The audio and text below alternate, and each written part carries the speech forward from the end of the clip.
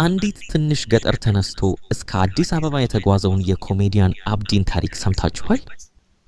ትምህርቴን ለመቀጠል ከእናቴ ተለይቼ ወደ ጅማ መሄድ ነበረብኝ። ለትንሽ ልጅ ወደ አዲስ ቦታ መሄድ ከባድ ነበር፣ ግን መማር እንዳለብኝ አውቅ ነበር። ዓለም ከገጠሬ መንደር የበለጠ ሰፊ መሆኗን የተረዳሁት ጅማ ውስጥ ነው።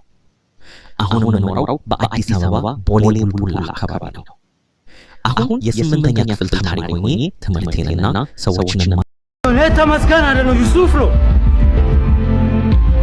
እና ሌላ እዚህ ሀገር ባሰ እዚህ ሀገር ሰይጣን በቦክስ በቴስታ ነው እንደመጣ አውዝ ቢላሂ ሚና ሸይጣን ረጅ ሸይጣን ወርሶታል እኮ በቃ በያድሮ ስር የተሸናና ሽንት የተሸናና ቆሻሻ እየተጣለ የሰይጣን መናኸሪያ ሆኗል።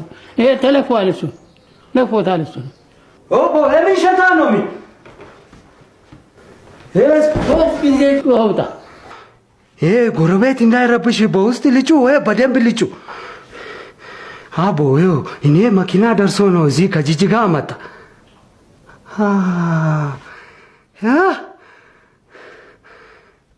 እኔ